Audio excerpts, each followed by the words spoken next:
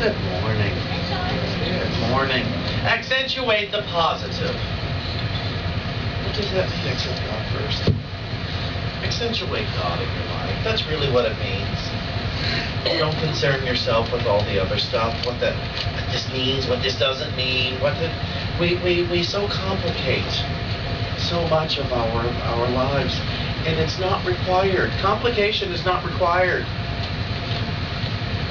It's called a simple program for complicated people. Well, so's life. Life, spirituality is a simple program for complicated people. For people who want to think. Cut that out. Stop doing that. It's not working the way you thought it would. I understand considering, but thinking, man, it's overrated. It really is that thinking. God first. What could God first be except to ask that voice within you to remind you of the truth? It's doing it anyway. What you're doing when you ask it is that you're expressing your willingness to hear it. We're always being informed of the truth. Always, always, always. Nobody's holding out on us.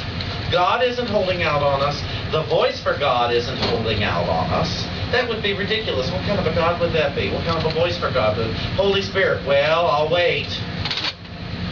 Maybe I'll heal you. I'll make you sick. That's it. My will is that you be sick to learn. Well, that's crazy. That's crazy. Nobody has to be sick to learn. Although we can choose it. It's available.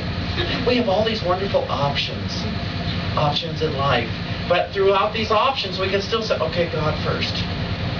I can be laying in bed, coughing my head off, and still think about God. I could be having a most miserable experience with a fellow angel, and still think about God. I always have the option of thinking about God first. And it's not, oh, please, God, fix this.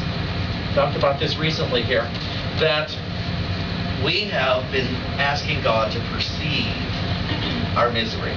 Anybody ask God to do that? Does anybody ever say, God, look at my problem here and fix it? God cannot perceive your problem.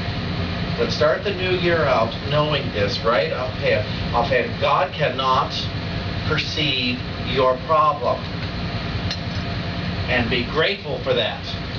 You don't want God to perceive your problems.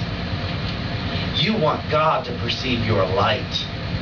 You want God to see you as you actually are all the time. You don't want to keep your problems. If God can perceive your problems, you would maintain them forever, and that there would be no hope. As long as God cannot see your problem, God can only see you as His beloved child. God can only see you as the light that you are. God can only see the person that you hate the most as the light that he or she is too. How about that? So there's no point in asking God to perceive this miserable person next to you, this miserable person that you're perceiving. God will only see the light. Something I often do is when I'm having thoughts about someone that I don't care for, is I say, okay, Christ in me, go talk to the Christ in that person, come back and tell me what was said. Because I want to know the truth about the people I don't like. I already know the lies about them. I already know what I've created about them. I don't need to know that anymore. I need to know the truth about them so that I'm at peace. So that I'm no longer thinking about them. I need to know the truth, and the truth is within me to know. Did you know that all truth is within you to know, to experience? How about that? And can do it right now. But first things first. And first things first is God first. God first. I read this the other day in Luke.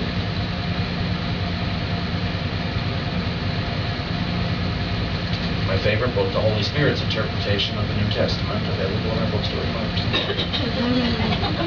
We've sold many of these. I can't recommend it highly enough. I just love this book. Luke chapter 14 says, now is a very important time.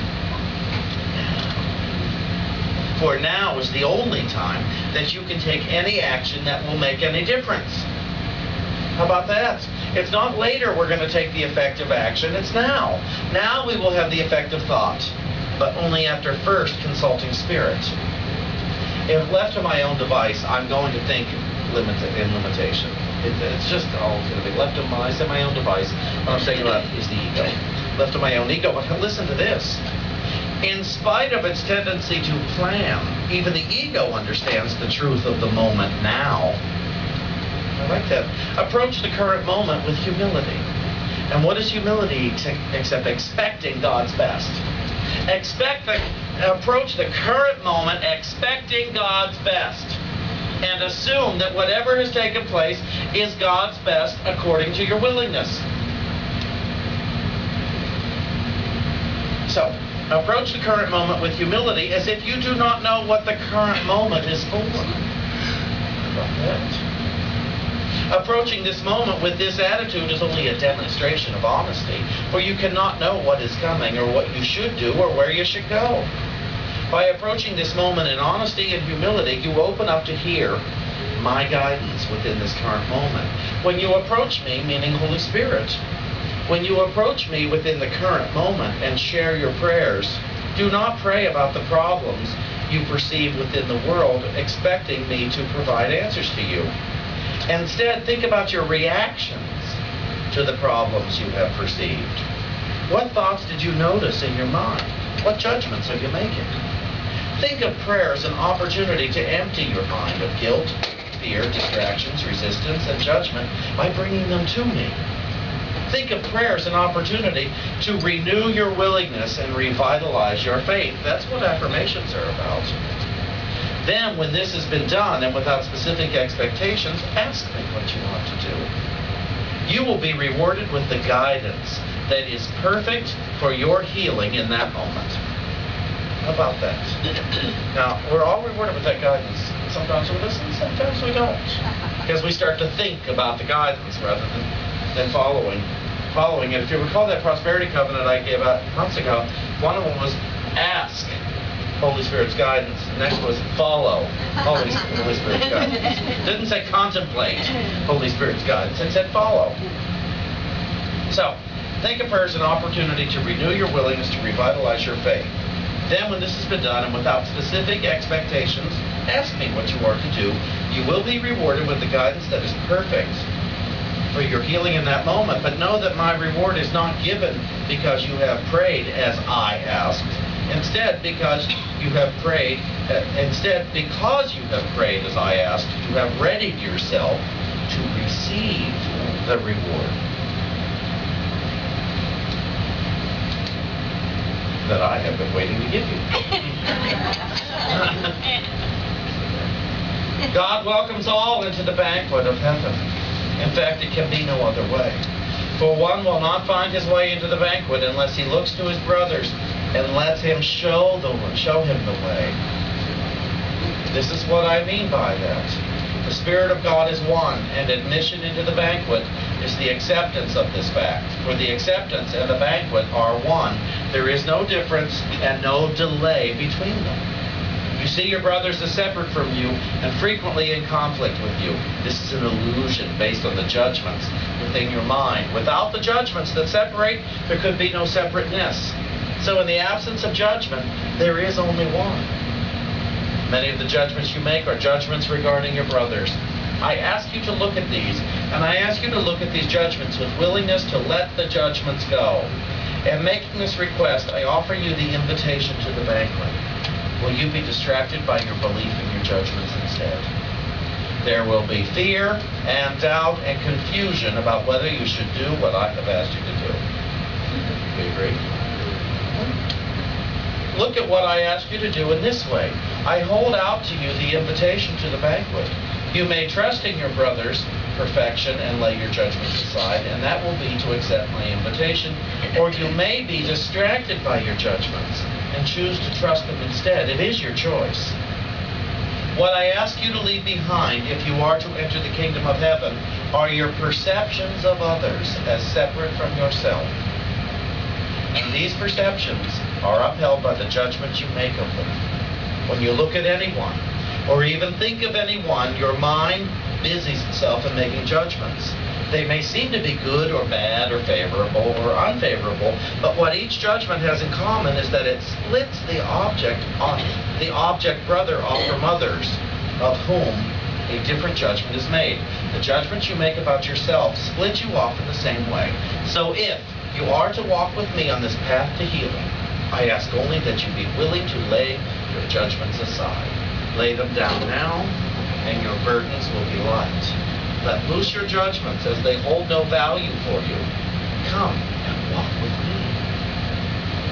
Come and walk with me. The wonderful voice for God that reminds you all the time that you are actually good. In spite of your judgments, you're still good. In spite of every rotten, horrible thing you may have done in the past, you are good. In spite of all your indifference, you are good. In spite of any doubts or anything, you are good. It's the same thing for your brother, your sister. They're good too, in spite of all the horribleness they've done. In spite of every rotten, miserable thing they have ever done. In spite of their indifference. In spite of whether or not they agree with you. Which is the worst crime of all. Which is the biggest sin of all. They dare disagree with me.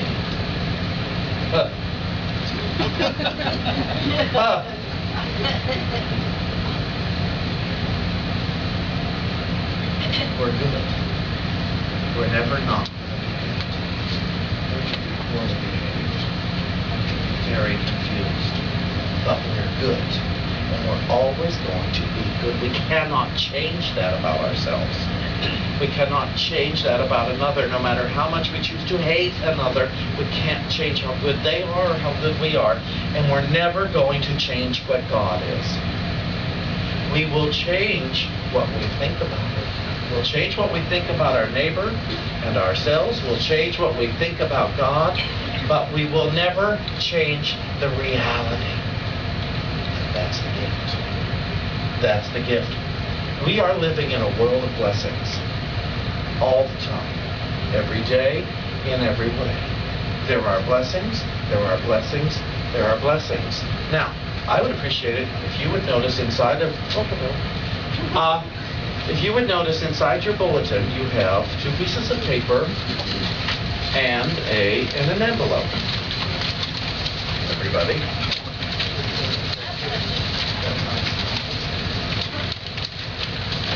I would like you to take the pen and the small piece of paper. Are we clear on this? The small piece of paper.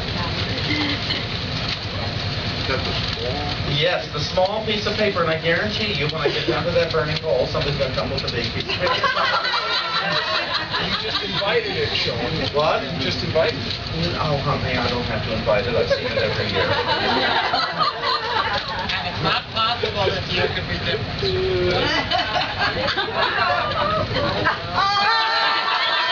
Christ in me beholds the Christ in me. The rest of me, however, is holding judgment.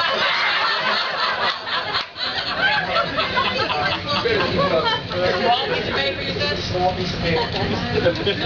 What I invite you to write down are your 10 blessings. 10 of your blessings from 2010. Now, blessings come in all shapes and sizes. Blessings come from nice people and miserable people. Blessings come in the form of love that, and blessings come in the form of ouch. Blessings come in all these shapes and sizes. I'm asking you for 10 of them. You don't have to rate them. But we're not looking to get rid of these blessings. We don't have to hurl our paper into the fire downstairs. We place them in and send the blessings out into the universe with the smoke as gratitude. What we're sending out into the universe is our gratitude. Into this physical world, we're saying, thank you. I have received blessings this year. I have received.